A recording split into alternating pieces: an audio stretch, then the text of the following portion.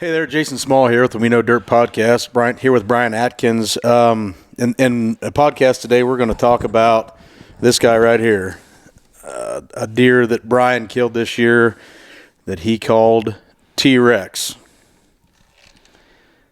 and talk a little bit about the history with him and how it all transpired and went down.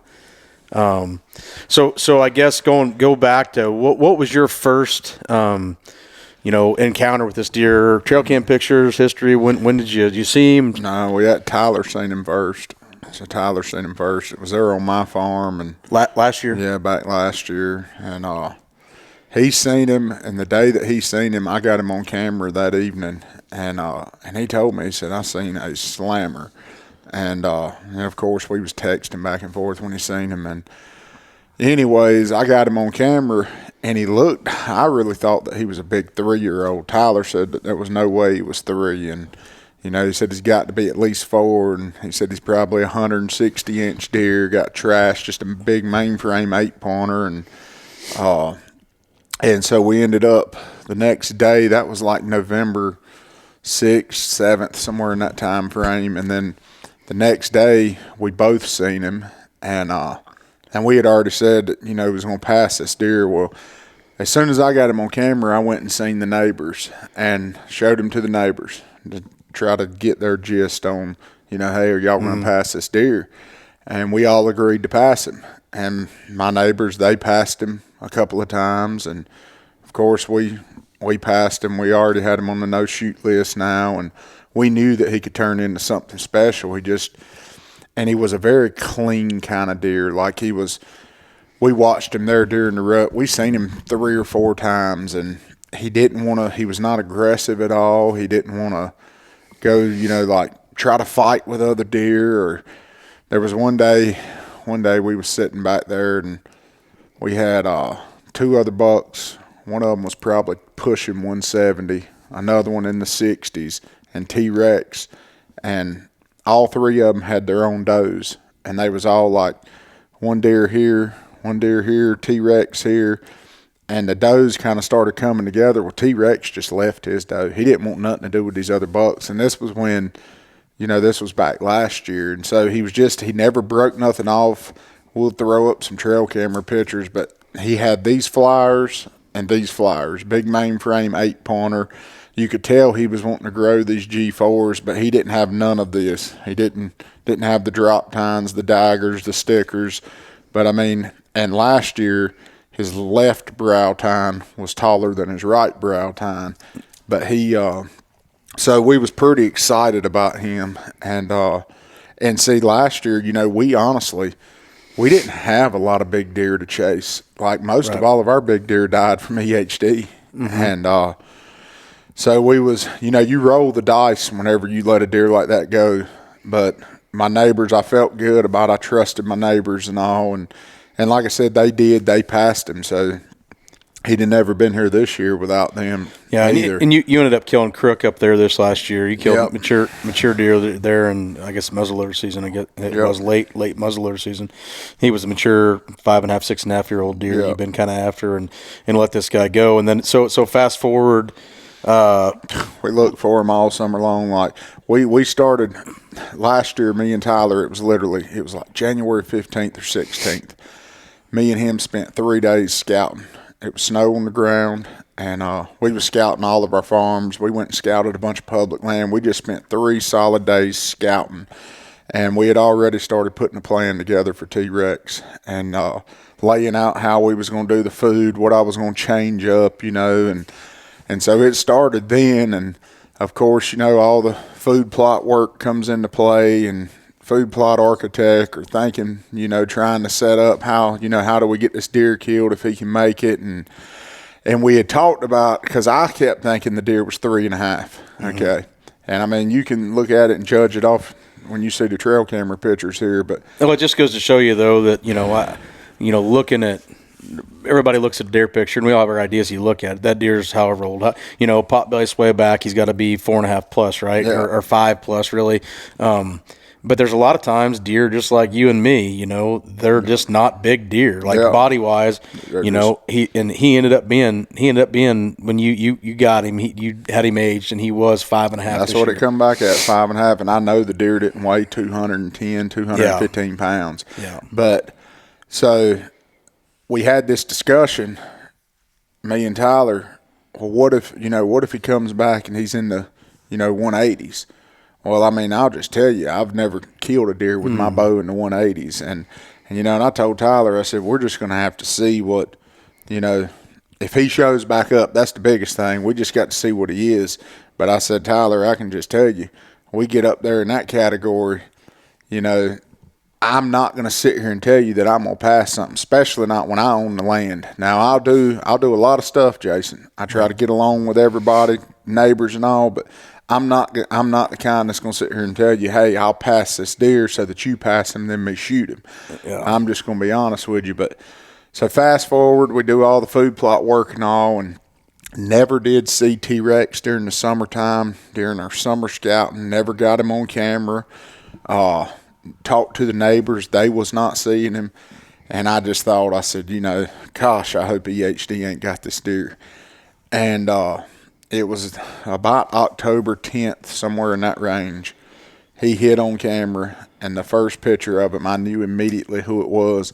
And I think, if I remember right, I woke up to take my dog out or something, and I checked the cameras, and bam, he was there. I think I woke my whole household up. And I sent it to Tyler, called Tyler, woke him up. It's like 2:30 in the morning.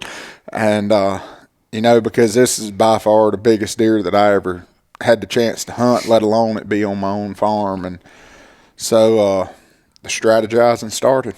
It started, you start trying to put together all the pieces, all the puzzle pieces. And early October, we didn't have the right winds and all, but I started hunting him just very modest, not going in trying to push too hard. Yeah, push too hard and all. And so we had a plan set up that we was fixing to get the right wind to push in on him, because I was getting him on camera there for 2 weeks straight. I was getting him every day. And dark in dark, yeah. Yep, in dark. But we had a plan set up that Tyler was going to come stay for a couple of days, and we was going to have the right wind, and we was both going to hunt him, thinking that we had 2 places that we thought he could be killed. Well, Tyler went hunting that morning. I went hunting too. I was hunting after him, and Tyler killed that big 8. That's that big 8 that he killed. So he was tagged out, and so anyways, which kind of funny story on that too. He said he's at 80 yards, and if he comes, whatever we was texting back and forth, and he said he was fixing to punch his time clock. And by the time I texted him back, and I said get him killed, he texted back. He said it's done. and that's a hell of a deer too. Yeah, he's a giant. But so he daylighted the first time. I want to say it was like October 24th. He daylighted like 2 days after that or something. Yeah, the wind was wrong. Couldn't hunt. Yeah, couldn't hunt. And he came in there. Could not hunt. And this year, this was just my experience. From October the 20th until October the 30th was like how we typically see it November 5th to the 15th. It was early. It was early. It got cold, and it seemed like the rut just went. It was early. And I know, like I was, texting friends, talking to clients and all, and it's just little bucks, getting crazy. Now, I've done this long enough. The stuff I was sitting there seeing during that time frame, it was just when you're seeing 4.5, 5.5, 6.5-year-old deer dogging does, running other bucks off. Mm-hmm. I mean, we got some footage on here I'll throw up that I seen one of the best buck fights I've ever seen at 20 yards and mature deer. And that's the next thing that tested my patience is, technically I get 3 buck tags in the state of Iowa because I'm a landowner. So I get my landowner tag, which is good for any season. I get my statewide archery, and then I can buy a gun tag and pick a gun season. Mm-hmm. So I passed some of the biggest deer that I've ever passed in my life this year. Yeah. It was like I knew I was after T-Rex, and even though I've got multiple tags, I did not want to shoot one and chance. I thought that I had him honed down.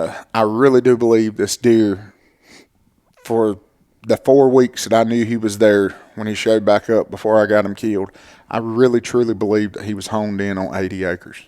Or I less. really do, yeah. Or less, yeah. I really do. I think that I can take you and draw you a square of where he was at. And again, so he daylighted, and, he's just driving me antsy because when he daylighted, he was locked with a doe. Mm-hmm. And I know he was locked with a doe. Had the doe had him that night, every picture that I got of that doe, he's right there with her. And he was locked with her for 5 days. And I know for a fact that he was. I've got way too many pictures of it. And then he come off of her and he locked with another doe about October the 29th or 30th, right in there. And he was locked with her for the best that I can remember, like 2 or 3 days. Well, we was getting a bunch of south winds, and I needed something out of the north or the west is what I needed to hunt. Mm-hmm. And, and I was just sitting here, all this stuff goes through your mind. Well, here it is, November. Some of my buddies and all was telling me, hey, screw the wind, it's November. You got to get in here after him, and I do agree with that to an extent. But the problem is a lot of my setups, I've got food plots and all. It ain't just about beating him. Right. It's when it's all the other eyes and noses. That you got. Yeah, and it's not easy. Well, November the 5th was the first time that I got to lay eyes on him for 2025, and one of my buddies was actually sitting with me, and I could not go to the stand that I wanted to. I've got a setup where I've got a creek that splits me, clover plot on the east side of the creek. I've got grain on the west side of the creek, and I've got 2 different stands that ain't 80 yards apart from one another, but I've got it set up for different wind directions. Well, where I wanted to be, I couldn't be because I was pushing it with I'm trying to remember what was the wind that day. It was a northeast. I think it was a north, or either it was an east northeast. Yeah. It was something, but so I needed to be on the west side of the creek. So we was sitting back there, and he was going to film, and lo and behold, and I just got done telling him, I said, Zach, I said, I just wish, that I could see the deer. Even if I don't kill him, I'd just like to see him, to just see, a magnitude of that animal. And I swear to you, Jason, it wasn't 5 minutes. Here he come. No, well, this doe, we had some bucks out here with some does and all, and this doe come through my fence gap. And I told Zach right then, I said, that's the kind of doe, like I could just tell the way she was acting, the way she come through. I said, something's fixing to be behind her. And he popped out in that clover plot. And I'm telling you what, it took your breath away. And he comes out there, and still then, off the cameras and all, I thought he was 4.5. And we watched that deer for an hour and 20 minutes. At 80 yards. At 80 yards and in. I had him at 52, which I did not really want to shoot that deer at 50 yards with a bow. I just didn't. Had him at 52, had him at 35, and needed 3 steps. I was fixing to draw. I needed 3 steps for him to be in my big opening, but he put on a show. He come out what I would call locked with this doe, and he didn't act the way other bucks act. I don't really know how to describe it. So I had a yearling. He's just not as aggressive. Yeah, he's not an aggressive deer at all. But we had a yearling out there. We had some little bucks. Well, T-Rex, he wanted to run the yearling off. Like I got video of him. He's going over here stomping at this yearling. This dude's got a rack, got this sitting on top of his head, and he's over here stomping at this yearling like a doe or something, trying to run her off. And he. Long story short, he starts heading to the east, just going up in the cut cornfield, and he's following his doe.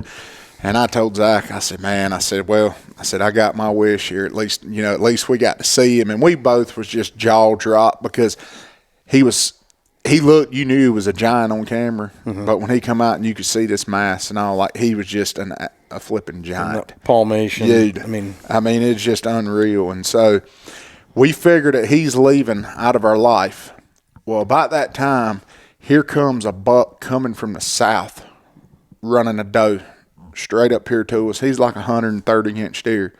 T-Rex is 125 yards from him now. He just leaves his doe and comes down here, and I was like, oh, well, he's fixing to run this buck off. We're going to get to see him be aggressive.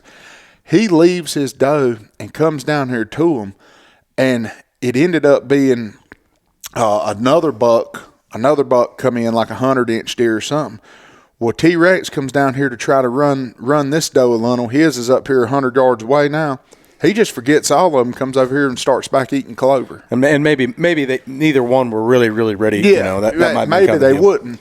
And so anyways, some more deer come. Well, T-Rex, he's feeding his way up here. Another doe comes out of the fence gap. She's right here at 32 yards, wide open. T-Rex sees her. He's coming straight for her.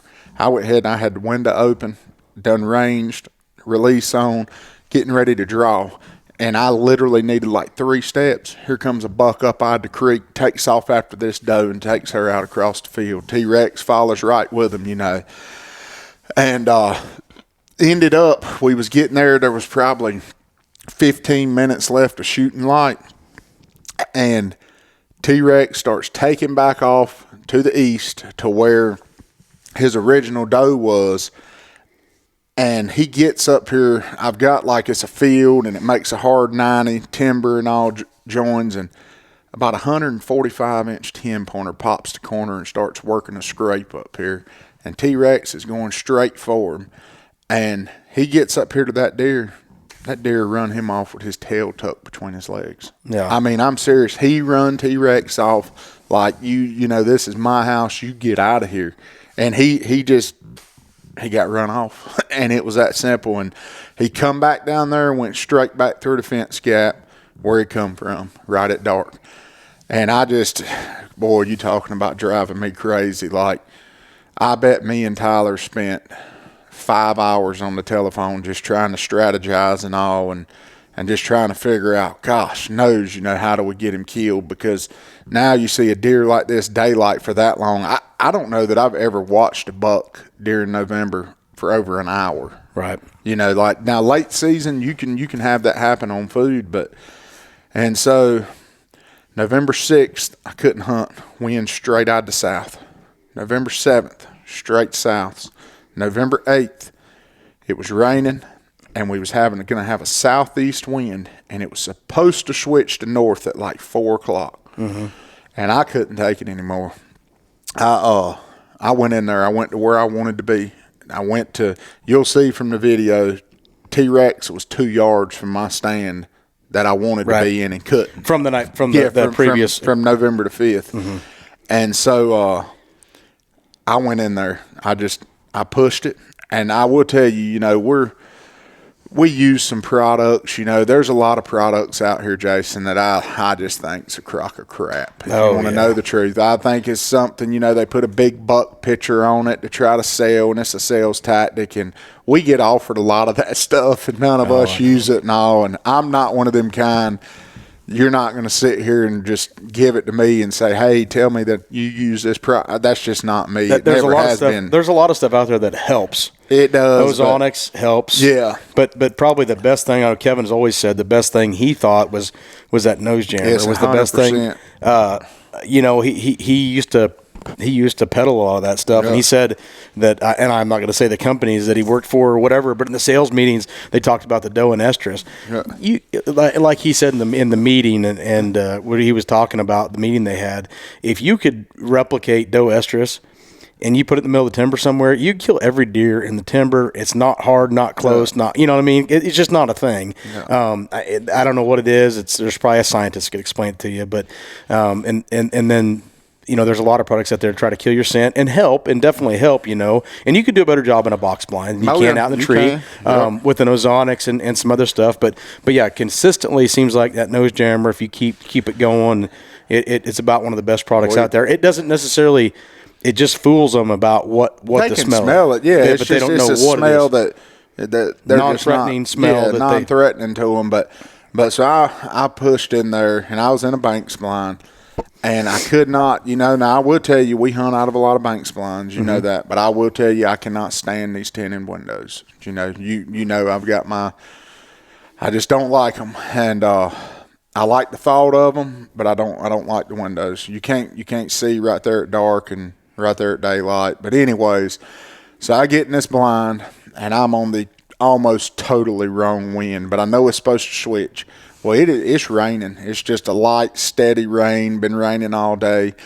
And I get in there. Windows are fogging. You can't see nothing, like just covered in water.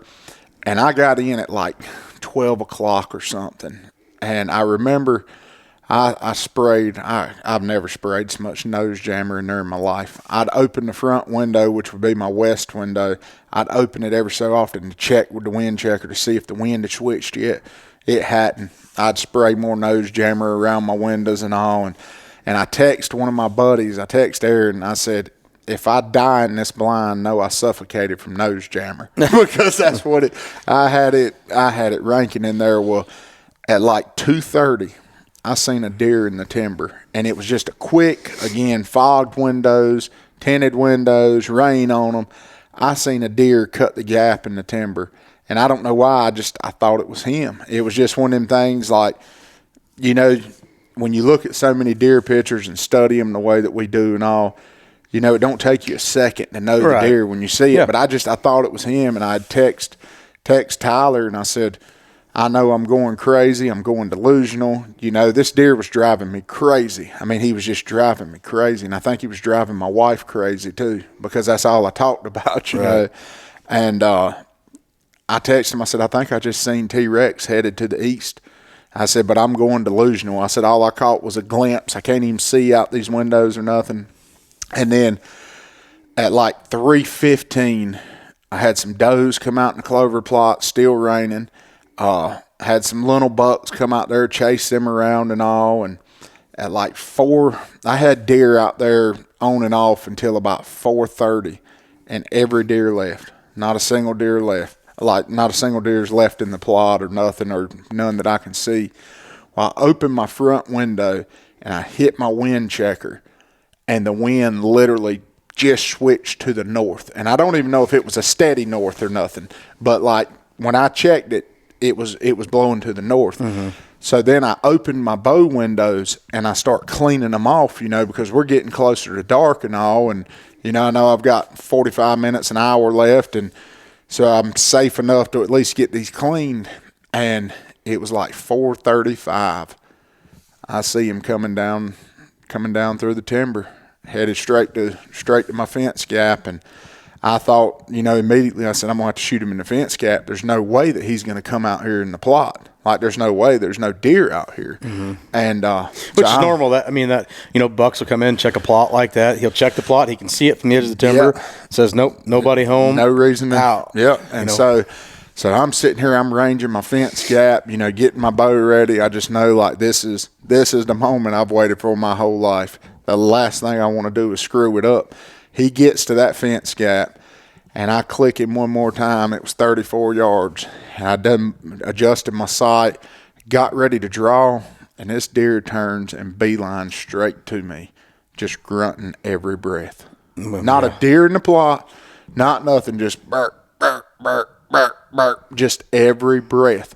He's coming, I'm clicking. That last click was like 22 yards. I just threw the rangefinder down, and I moved my sight back, and he turned kind of headed to the southwest, which gave me a pretty good broadside, slightly quartered away shot. But I knew that from that last click, I knew that he was a couple more yards farther, but he was still like 23, 24 yards at most. And I drew, come to full draw. I macked him, the famous mack, and stopped him, and I just put it center mass there and let her fly. And I knew that I hit him good, and he bounced out in the plot. Well, not just kind of trotted out in the plot out in front, and he turned to his offside, standing broadside, and I could see my exit hole, and it looked good, but it may have looked a touch low. And of course, a deer like any deer for that matter, I don't care if it's a doe or whatever, I'm not So I'm sitting here like, oh my God, you know, and I could just see blood pumping out of him. Like every breath, you could just see it just. And so I'm reaching, jerking for another arrow, jerk another arrow out, put it in. And at this time, before I took the shot, I was composed because I did not want to mess up. That's usually the way it is. Afterwards, you're a mess. After this, yeah, dude, I completely lost it. He's standing here at like 36 yards broadside, blood pumping out, but I'm going to put another one in him. I drew back, and my broadhead is open. It's literally open on your my expandable. Yeah, where I pulled it, I guess I pulled it out the quiver so fast, you know, and all. I was like, hell, screw it. I'm going to hit him somewhere. You know, I might be 6 inches off. I let that thing fly. I went 5 foot over top of his back. I've done the same thing before. It was, and so then I was really like, oh my God! Well, he takes off kind of trotting, not a run, not a nothing down here. Yeah, and hindsight's, if you just would have just watched him, he'd have died right there. Yeah, he'd have died right there. Like he was eat. It was money shot. He was eat. But still. Yeah. Hey, if he's still standing like there, you want to get another one in him. Yeah. It doesn't matter where. So he ended up. He got out there to about 62, butt to me. I pulled my other arrow out, and I know it was me doing it. It was me just jerking them, you know. That broadhead open. I'm sitting here. I still got cuts. They may have healed. I still got a cut on my finger here from where trying to jam it back in. Trying to jam them blades back together, and so anyways, I flew back and I let another one, and I hit him that last shot, you know, but it was back of the butt, you know, but just anything. But long story short, so it's raining still. Mm-hmm. It's raining. I tried to call Tyler. Well, first person I called my wife, and I told her, I said, I just shot him. And, you know, and she went crazy because, I mean, it's a lot. She gave up a lot for us to be out here in southern Iowa. Right. I mean, and, you know, everybody asks her all the time, what in the world would you know, leave the beach and come out here to southern Iowa and North Missouri for, like. Right. But so I called her, and I told her, I said, I feel good about it, you know, like. I said, I think he's going to be laid right in there dead. And but then I tried to call Tyler, couldn't get him. He had no service. He had Carly out hunting. And so I come down. I didn't even go to like where I shot him or nothing. I went to that last place I seen him. You called me, and I was at the Mizzou football game. Yeah, you was at Mizzou, and but I went over there and found blood, Jason, and then like it was just blood everywhere, and I just set my backpack down right there at it, mm-hmm. And I come out because I was worried about the rain, you know, washing it away and all, but come out, went to the house, and we gave the deer, I don't know, 3 hours because it took that long for everybody to get there, you know, and there wasn't no sense and chance and nothing. But I knew, like I told you on the phone, I said, Jason, I said, if anything, it's a tick low, but yeah, it was in there money, you know, like it was in there. And so it took Tyler and Carly about 2 hours to get there because of where they was hunting at and all. And then Jared come. Of course, you wouldn't leave the Mizzou football game, right? Which I don't know if you was in the shape to drive that far. Anyway, might not have been one of the bad games. And then my dad, luckily, he was out here hunting Missouri and all, and so we had a crowd. We had 7, 8 of us, and we went down there and got on the blood trail, and he went about 80 yards from there, and it was an amazing feeling, you know, like to walk up on him. And I don't know, it's like, you know, and I couldn't help but cry because, I mean, it's like all this work you do, all the time, all the money spent, all, you know, this is what you dream of, and then for it all to finally come together. And the shot ended up being money. I won't low at all. You know, it's just, I guess I was just seeing offside, that blood. Offside with your angle. But it won't low at all. It was just perfect. And, so it was a really good and special night. Well, it's in the fact that you guys passed probably a mid 160s 4.5-year-old. And got one of his sheds. I didn't even mention that. I do have one of his sheds at the neighbor. So us and the neighbors, we have a deal that any sheds we have or they have, whoever kills the deer, if one of us do, we'll give them to him. And so I wanted to. So I do have one of his sheds, though, thankfully to him. Yeah. But I mean, it just all come together. And I'm telling you, Jason, I passed from October the 25th until November the 8th, before when I got him killed. I had passed 3 deer 160 plus, like literally 160 plus, and I'm talking about 5.5-year-old deer. Right. And we know there was one deer there that you were going to pinch on if you got a chance. He was just so big that because you had the ability to shoot him. I've got but we passed a lot of good deer, and so we got him out, took pictures and all, and of course, had some other buddies and all ride over wanting to see him, and jumped on FaceTime with Kurt Headington and, showed him to him, because, I mean, we was guessing this deer. Scores irrelevant. Well, with all the non-typical stuff, which hey, here's the deal. And he's only 15 and a half inches inside. Frame's not crazy. Nets are for fishing, in my opinion. So I can throw all that crap out as far as I'm concerned. But bone is bone. So the gross, it's so hard to guess a deer like that. I knew he was gonna be real close to 200, but I didn't know where he was gonna land. And see, we had no idea about this mass. Like, I think Scott said that I believe this mass measurement, this last one, was like 6 1/4. Yeah, which is correct. His mass is just unreal, especially that left side. Yeah, it is just something else. So how many scoreable points does he have? I think it was 21. 21 scoreable. Yeah, I'm pretty sure 21 scoreable. And obviously haven't had a chance to officially score him yet, because he's probably just getting to the dry down. Oh, he got 60 days. So 60 days or 30 days? 60 days, yeah. So you got a little more time to get him. I ain't worried about none of that. Not that it matters, but he's going to be somewhere in the neighborhood of, when he dries down, 211 to 214, right? Yeah. So the taxidermist, he scored him, and he come up rough at 213 and 2/8 is what he come up at. And but I mean, what's crazy about that though, Jason, is like, a lot of guys that do this a lot or serious hunters, they know there's a big difference in a 20-pointer 180-inch deer and a 10-point 180. You know what I mean? Like, there's a huge difference in frame and all. But if you took this deer and you took his G4s off, if you took that away, he's over 200 inches as a mainframe 8 with his extras. Right. Like, just to give you an idea about the mass. The mass is just what's so unbelievable. Like, and but he was a very special deer. It's a once in a lifetime. It is once in a lifetime deer. Now there'll be more deer. I mean, you're only 34. Yeah. So there'll be more deer. My dad told me. Of course, like I said, he was here. So I mean, he like had a heart attack when we walked up on this deer. And he had told me the whole time. He said, because he stays logged into my cameras, and he lives back in North Carolina, but he stays logged in. He'd see T-Rex, and he'd text me and tell me, he said, you'll never hold it together. You'll never hold it together if he comes out there on you and all. And I always tell him, I said, Dad, look, I want to think that I'll hold it together, because I don't do all I do to mess it up. I try not to. It can happen. It can happen to any of us. That's the way it is.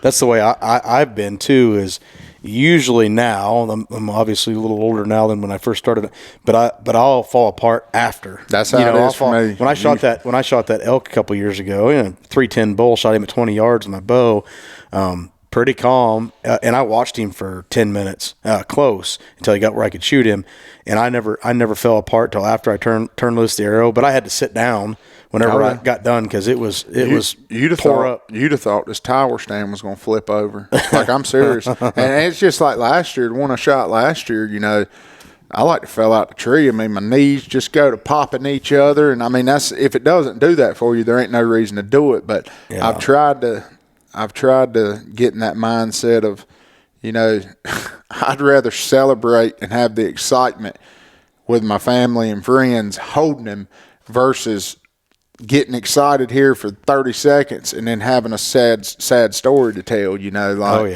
And so I told myself that with that elk, actually, that if I was good until I drew, and then he was standing wrong, and I started counting his counting to see how what he was, a 6x6. He was a 6x6, but I started counting. I got to about 3, and I said, "Oh, can't do that.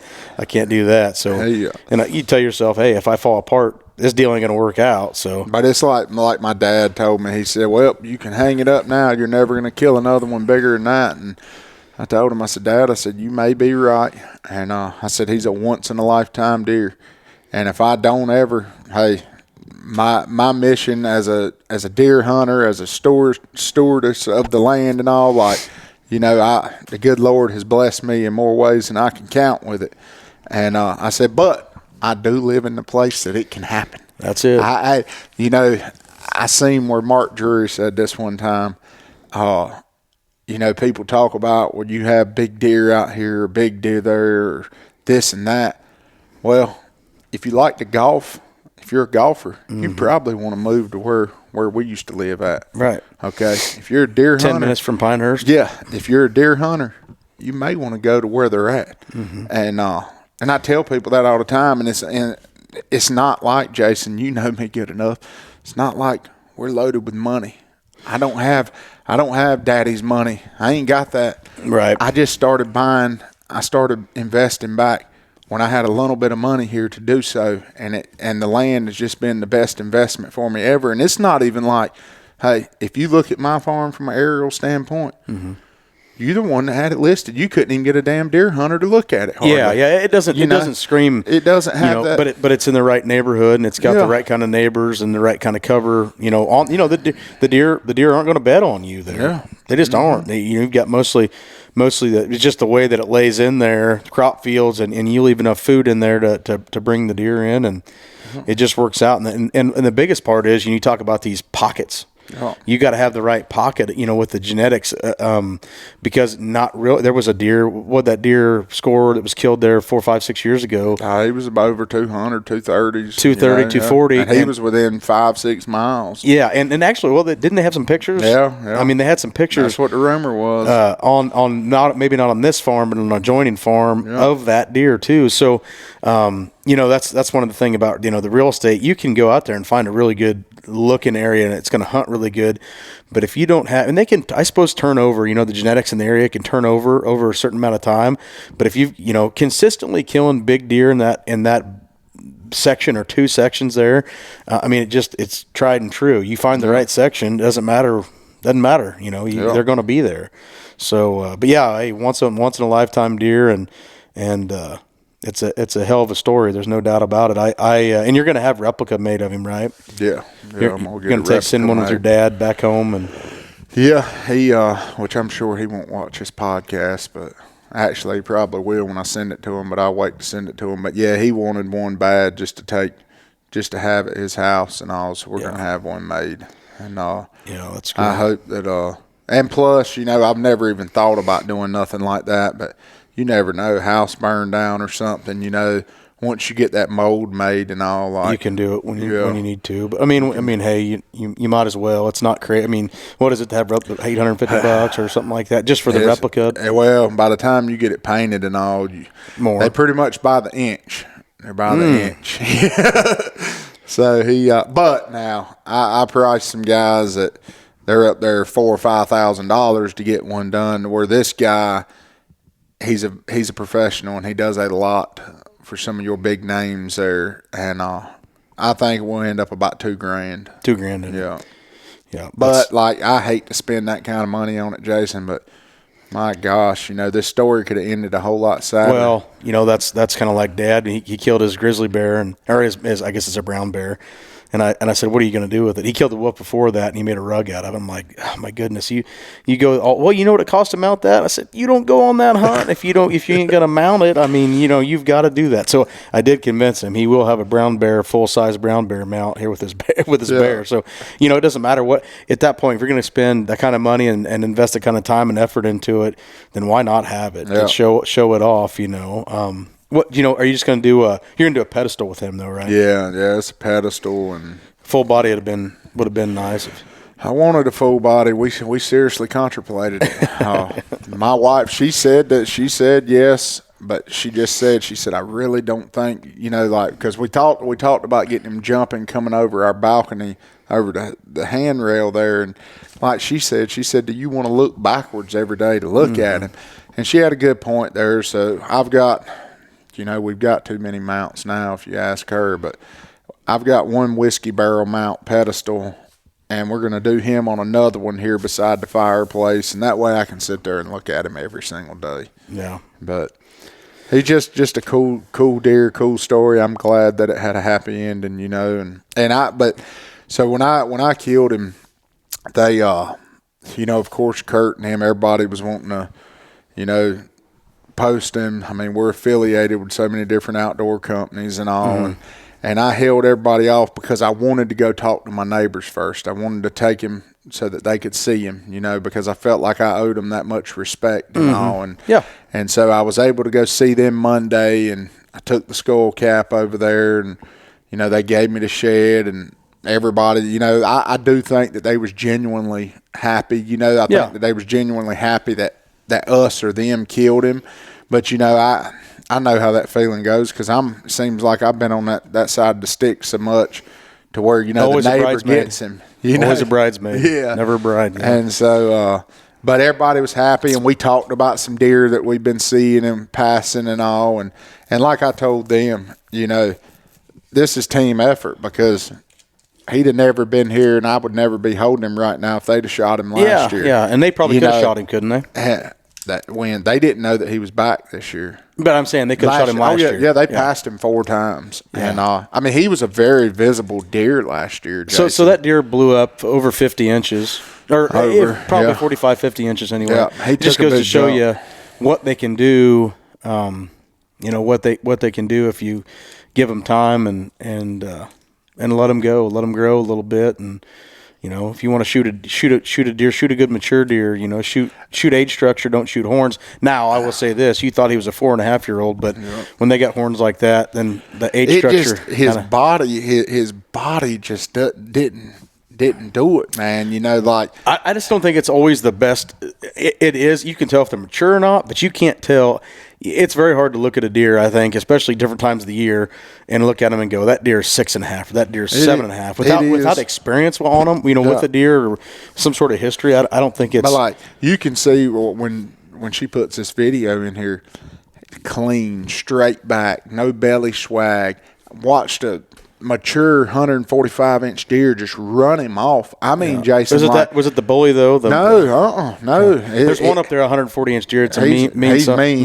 He mean now. He whipped the shit out of everything, and he's broke up too now. He's broke up like crap. I got a bunch of broke up deer now because of him. But But I just, he run him off the way you get after Cooper sometimes now, Jason. But he, I don't know, special deer. I'm very grateful, very humble for it. And now, we made it through first shotgun. My dad, he had a first shotgun tag. He killed one of his biggest deer. Close to probably the biggest deer he's ever killed. He got him killed the first day in. Kind of the deer you guys set him to kill. That's the one that we went in to kill, and so I'm just hoping to get Hope on one. Hope, me and her went and set. We set one time during first shotgun there. I saw her. She looked like the Stay Puft Marshmallow Man with all her clothes on going in. It was cold, and we actually seen the deer that we went in to see. He just was a little too far, but we got one. We got one that just showed up that is going to the top of her hit list, and so hopefully this weekend maybe she can get on him. But it's been a good season, Yeah.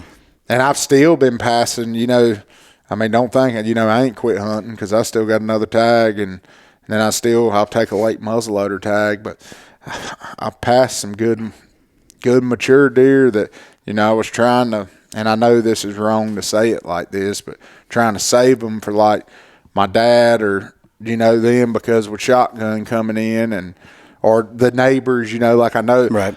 Like my neighbors there, the deer that we've all agreed to shoot, they're very respectable deer, and I wanted that big 9 the other day. God knows, I told you I wanted to throttle him so bad, but that way maybe, everybody can take a stab, but it's been a good season. We've been moving the heck out of dirt,